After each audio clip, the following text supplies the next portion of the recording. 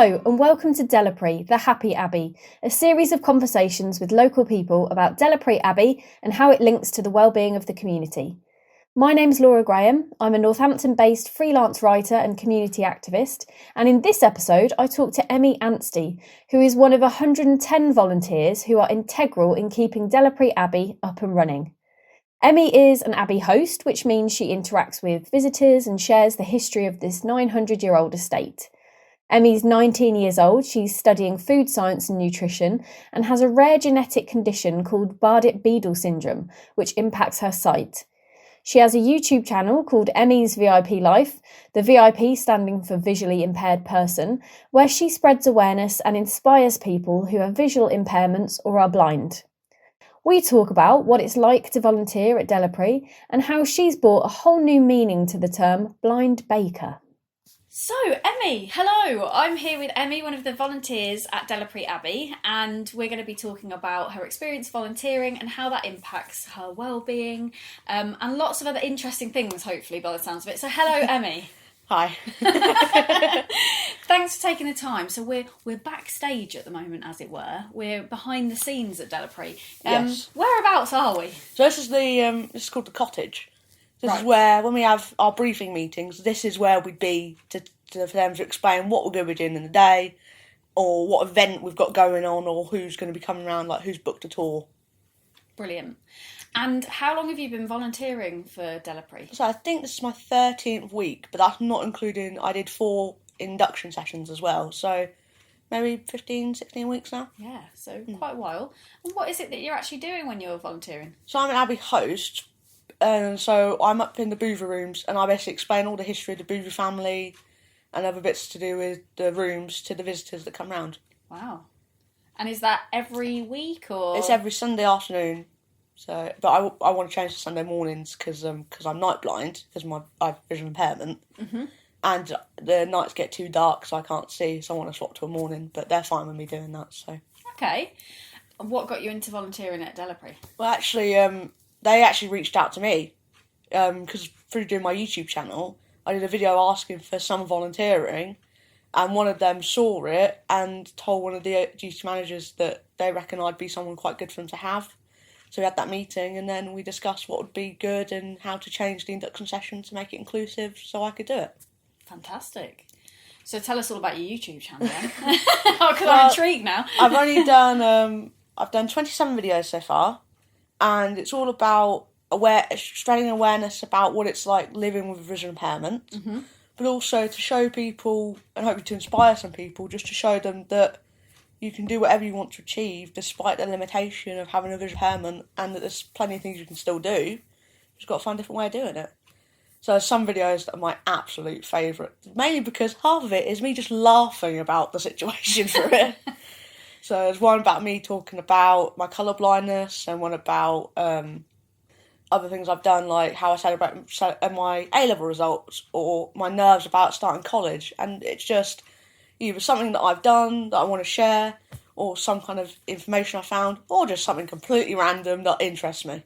That's cool. And so you started this a while ago? 27 videos, that's quite a lot. I started it, I think it was like April time this year. So 3rd lockdown, I just decided, I've been talking about it for a little while with my family, so I decided why not do it. Why not? Exactly. And what's the response been like to you? The response has been brilliant. It's been shocking. The fact that 67 people want to subscribe and listen to me ramble on about stuff every single week is incredible. That is pretty cool, actually. And like my first video, just explaining about kind of my background and my vision and just introduction to my channel, it's got 650 views now. Wow. So it's insane. That's incredible. And have you done any particular promotion for it, or have people just stumbled across what you've Not been doing? really. I've kind of shared it on a few groups on Facebook, but apart from that, that's it really. But like I said, it's had so many things I've got from it. Like I said, this volunteering, I've done 2 interviews now. I've been part of was part of 2 other projects with like film/short videos. So it's been really interesting. Wow. Quite the media star. Let's just say, yeah, I've done a couple of interesting things over the summer.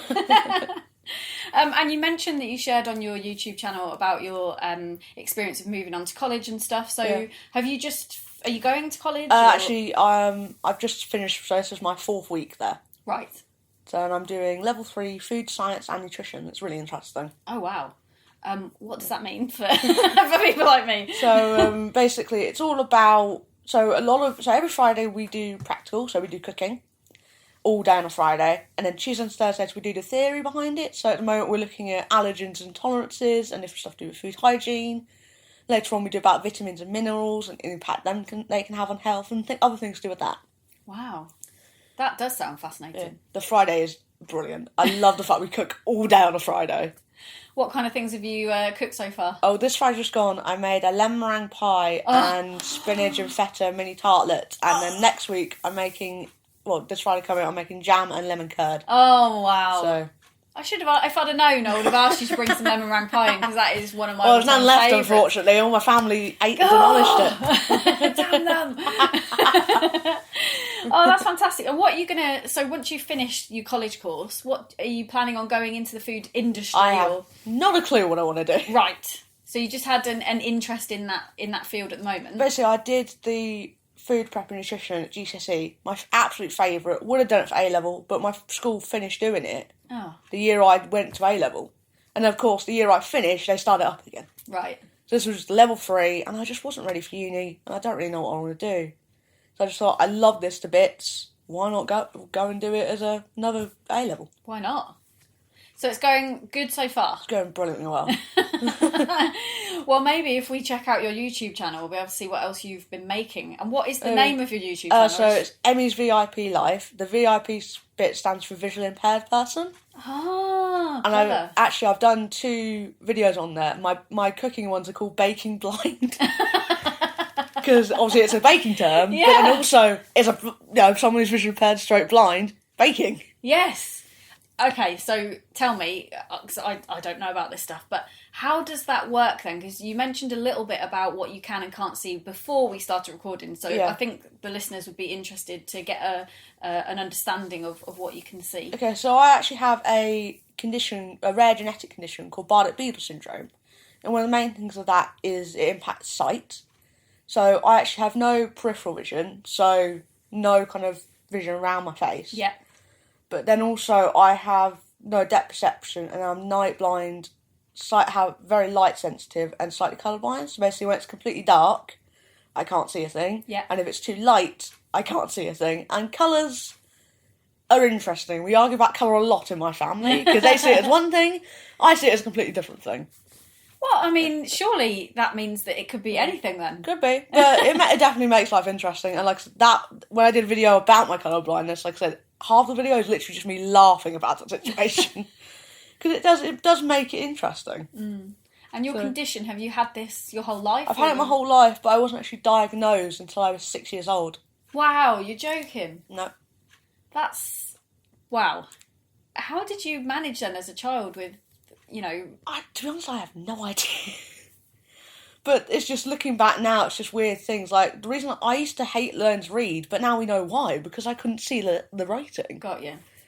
But also, there's one video where it's like my parents were at my older brother's school assembly, and my parents literally went, "You can't see him, can you?" Little did they know, I actually couldn't, because I wasn't diagnosed till I was 6.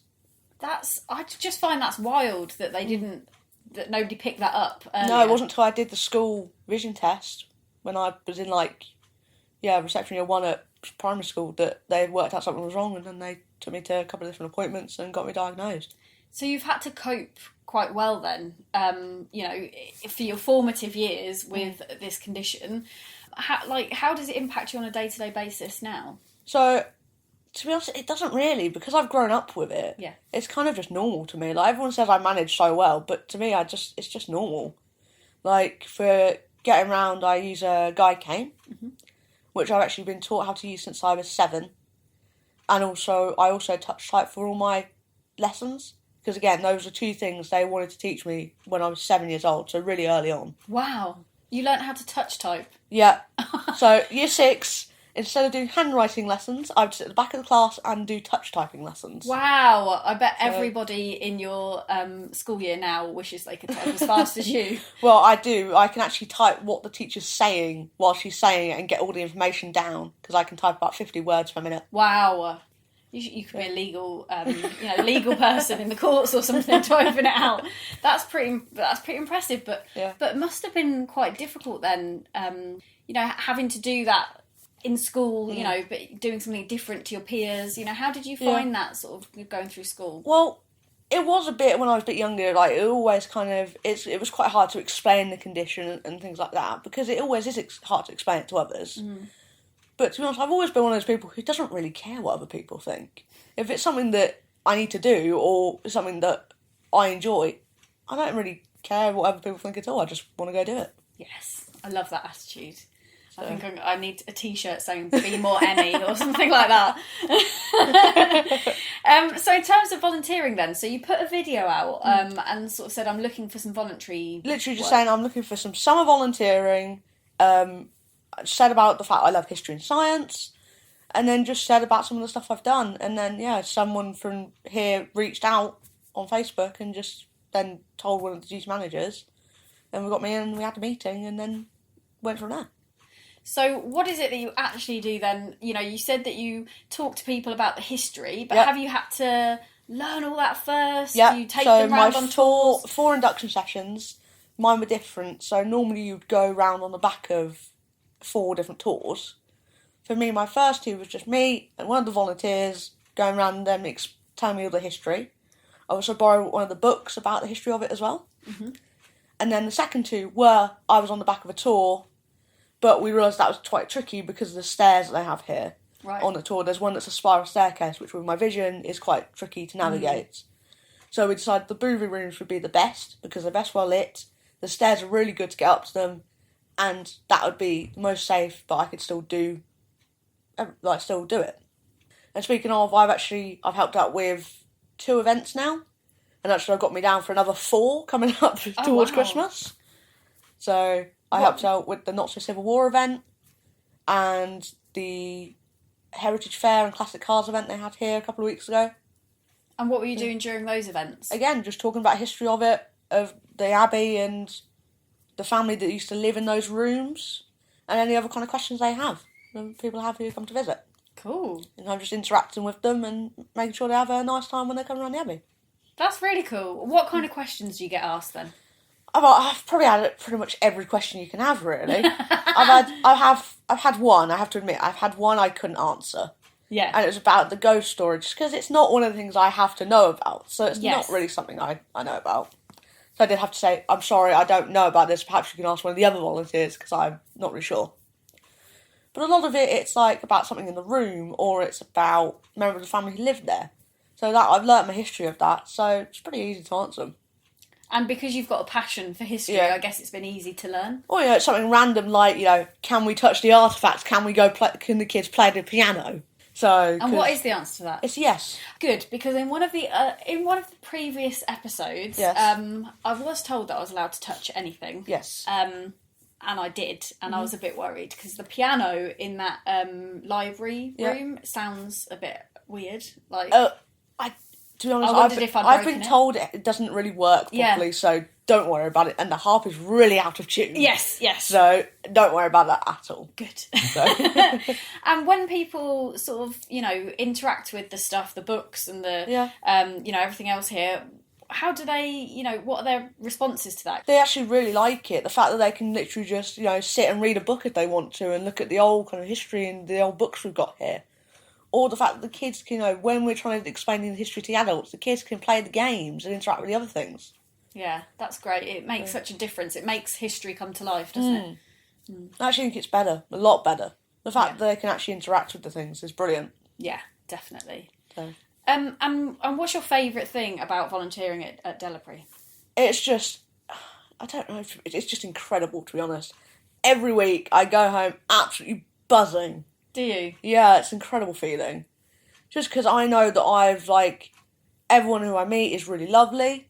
They all kind of thank me for the history I've shared with them, and the volunteers here are brilliant. You couldn't have a better group of volunteers. How many people are there volunteering I here? think there's like about 110 roughly volunteers across kind of all the different things like maintenance, gardens, Abbey Host, all that malarkey, tour guides. Wow, that's a lot of people. Yeah, but you got to remember there's like weddings and stuff that go on here that is covered by people, and then there's the house and the gardens. So That's true, and I guess if everyone's doing a little slot, it kind of yeah, and like fills up sometimes generally. someone's in and someone isn't. All that, like we kind of swap it around. Yeah. So And why were you looking for voluntary work in the first place? to be honest, it was mainly because I finished secondary school, and then I just had 3 months of the summer where I just needed something to do, to be honest. And I was like, basically, I'm one of those people who, if I'm not doing something, I get bored. Yeah. So I was like, okay, I've done some YouTube stuff, and I'm going to meet my friends, but that leaves a big chunk where I'm not doing anything. So I thought, I love history, so why not just send some emails, do a quick video, and just see what happens. Like, I'm not gonna, not gonna be any worse off if I do it or not. And did you have something in mind that you wanted to do volunteer-wise? I did. I'd like to work in something to do with history, so a museum or something, just talking about the history, because obviously tour guide would be completely rubbish for me to do. So yeah, I'd probably lean to some broom closet or something and just not find my way out. Although that might be interesting as well. Maybe. So you get to kind of stay in one particular area and talk about that area of the house. To be fair, there's like 3 rooms that I kind of move between. Great. But they're really well lit because they're like where they are. The sunlight comes in from those windows, and it's just so light and bright. It's brilliant. Yeah, that's great. And have you made any friends while you've been volunteering? Basically, I'm friendly with everyone, but it's quite a range. Like there's very few volunteers I think who are around my age. Really? Yeah, majority of volunteers are retired. Right. So, and I'm only 19, so So quite an age gap. quite. But then you have other people who work here who are like mid-20s and stuff like that. But the people who I do see, I think I'm pretty friendly with. So Yeah. And is that part of the attraction of volunteering, is sort of, meeting new people and, interacting with different types of people you wouldn't normally meet, I guess? also the fact that I'm able to also do something I'm so passionate about and just give back, and like I don't expect anything in return. I think that's even better than if you were working somewhere and getting paid. Why do you think that is? Just because for me it feels brilliant, the fact that I'm doing this and I know I'm giving my own time, but I enjoy it so much that I don't mind and don't want anything in return. So the fact that I'm doing something I love and like having that experience and being able to share what I'm so passionate about with so many others is so fulfilling that it doesn't matter if I'm getting anything out of it or not. Actually, I am getting that out of it, which is the feel good of it. It's almost better than being paid. It's so much better. Although, we all need cash. but no, I'm with you. I think, and as part of this series, I spoke to Lorraine Lewis of the Lewis Foundation, who I volunteered for a few years back. And volunteering is something that I still do, and it's definitely, I found it to be such a good wellbeing boost. And actually, this is not the first lot of volunteering I've done. This is like the 4th. Oh, what have you done previously? I did health and social care for level 2, so for GCSE kind of equivalent, and you have to do volunteering for it. So my school are brilliant, and they let me help out with this other girl who had the same condition as me, who needs some extra help in her kind of work and with some other bits. So they let me kind of sit and do resources and all that kind of stuff. And also I volunteered teaching Braille at my school. Oh, wow. I volunteered at a gardening club that supports people who are disabled. And I think that's it. Yes, this is my 4th. So just a few things then. Just a few. And, as somebody who's, 19, I know when I was 19, I wouldn't have thought about volunteering. I was probably more concerned with, I don't know, going out or... Oh, no, this is the 5th, because I volunteered with the lab technicians at school as well for 3 years, including when I did D&V. So, yeah, this is the 5th. What do you think, as somebody of your age and generation, not everyone your age is doing volunteering, are they? No, a lot more would rather have a paid job and then have the thing of going out. But I think because I have my vision, I prefer I do a few bits with my friends, but I'm not really bothered about going out and partying and stuff. I'd much rather I'd much rather do something to do with learning. I've always been a weird one who loves learning, loves reading. I don't think that's weird. I think that's brilliant. For example, year 10, I got told off for reading too much. Is that a thing? How do you get told off for I don't reading know, too much? but it was a thing. I'm one of those ones who would sit at lunchtime, still do, and just read my book or do some random thing of research. And I normally spur out facts that nobody ever needs to know. Oh, right, facts then. Come on then, give me some interesting facts that I won't know. Fun fact, watermelon seeds, if you digest them, they actually help clear out the toxins in the liver and kidneys. Really? Yeah. That is a fun fact. Yeah. I love watermelon. Same. So I was quite happy when I discovered that. Okay, what about any fun facts about Delapré then? There's not really I've discovered here. Okay. Well, there is one that's more a rumour than a fact. Oh, okay, we like that as well. We think that Henry VII was held prisoner in the cellar here overnight during the War of the Roses. No way. Possibly. Okay. So it's a rumour. It's not a fact, but it's a rumour. So I mean, it sounds fun. So we know all we know is at least the king was taken prisoner and held captive in the cellar here overnight. Ooh. During the War of the Roses. We think it was him, but we're not sure. But it's one of them. Wow. Because the Battle of Northampton was actually took place on the grounds here at Delapré Abbey. Really? Yeah. And the Ellen the Cross, obviously, it's only a little way away from Yep. here. So that's part of where they kind of stood when they had the battle. Okay. I didn't know that. Yeah. Well, I've learnt something new. Maybe I need to come back and have an official tour. Maybe. It sounds like I do. My gap in history is quite big. I've always been a history nerd, so history and science has always been my thing. Well, I mean, you're in the right place then, aren't you? Yeah. You know, you can always come back at Christmas time and see me doing some right old random stuff. So. Oh, I'm going to have to. It sounds good. For example, one of the things I'm doing at Christmas is we have 5 days we're doing stuff with the kids. Yeah. And so I'm going to be the blind elf. Again, I'm dressed up as an elf and I've got to give them out their presents at the end. But because I'm visually impaired and I have a guide cane, I'll say to everyone, I'm going to be a blind elf. You have a naughty elf, you have a nice elf, they have blind elf. Are you actually going to have an outfit? Yes. Oh, I'm living for this. I'm going to have to come back. 19th and 23rd December, I'm going to be here, dressed up as an elf. Giving out presents. Yep. Now, will you be on Santa's good or naughty list, though? That's the question. Well. I feel like with all the volunteering you've done, you'll be on the good list. Maybe. So one final question then, really. Yeah. Around wellbeing specifically. So obviously we know that you volunteer and you've talked about all of the great stuff that you get out of volunteering at Delaprey and the feeling about it and, you know, the fact that you get to learn and meet people and all the rest of it. What about some of the visitors and stuff to the Abbey? Do you feel like they, as a community visiting, get any sort of wellbeing positivity from visiting? Don't get me wrong, you have a mix of people who visit here. Okay. So you have those who are more interested in it, and those who have come along with someone who is more interested and really aren't very interested in it. But I still feel like I have had people who I've had who have been really interested. They've asked plenty of questions. Trust me, I've had so many questions from them.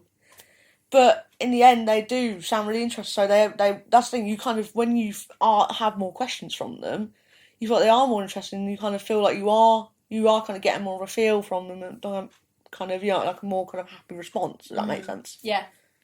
So you feel like people do sort of learn some stuff when they're here and you know, get a bit from it in that sense. So even if they've been dragged along by somebody else. I had a few today actually who one person who was asking me all about was a certain king here or was there stuff to do with this? So honestly the enthusiasm I got from him was brilliant. So that's what you like then, enthusiastic visitors? Yes. I'll bear that in mind and tell everyone we need to ask Emmy all the questions. Hey, don't stick me in the deep end. Yeah, I'm going to test you now. To be fair, you could tell me anything and I would believe you because I have no history knowledge whatsoever. Well, that's also the brilliant thing. Every single week I learn something new myself. Yeah, you must do, because you must have visitors come along that know a bit about the Abbey as well and probably tell you some Either stuff. that or when a different tour guide comes around with one of the history tours in the afternoon, they might say a different fact that I haven't heard before and I learn something new. So this is definitely the place for history buffs. yeah, like I say, I've only been doing it a few months. There've been some volunteers who've been doing it for so many years. I can see you being a long-termer though, I think. We'll see, but I love it, so...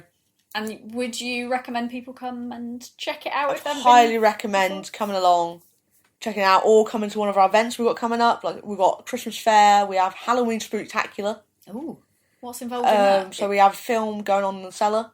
Ooh. On both Saturday and the Sunday evening, 30th and 31st. And 31st we have the pumpkin trail in the Abbey, where you can have, personally, kids dress up, they do a pumpkin trail and they get a goodie bag prize at the end. Wow. There's always stuff going on here as well, though, We've got a Christmas fair, 27th and 28th of November. So there's always something going on. And I'm helping out with both of them. So even if you don't want to come around and look inside, maybe, that's not your vibe, but, there's lots of family activities. Family activities, and they will always be the grounds and inside the Abbey. So even if you don't want to come around and have a look, you probably will get a dose of history if you come round to the booth rooms when I'm on it. Well, thank you very much, and you've inspired me. I'm going to have to come round. Or for you might just get tour. a bit of a friendly chat and a bit of a laugh. So one of the two. Yeah, or both of the two, hopefully. Or both, yeah, depending. Oh, thank you so much for your time today, and for your volunteering. Giving back to the community. Thank you for letting me come and do it. So. And everyone should check out your YouTube channel, which is Emmy's VIP Life. Is that right? Yep. Perfect. Go and head there now and click subscribe, share, check out everything that you've been talking about because it sounds fantastic. So thank you, Emmy. You've been brilliant. That was Emmy Anstee. What a legend. I really enjoyed speaking to Emmy. What a ball of positivity, of energy. She's got so much going on. I really need to get one of those t-shirts, Be More Emmy. Maybe that's something she could do as part of her YouTube channel, start some merch or something. I'd definitely buy one. Anyway, if you want to learn more about Emmy, and frankly, who wouldn't want to, go to her YouTube channel, which is Emmy's VIP Life, as we mentioned. Like, subscribe, find out more. She really is fascinating and engaging. And to see somebody who's only 19, volunteering and giving back to the community is just such a cool thing.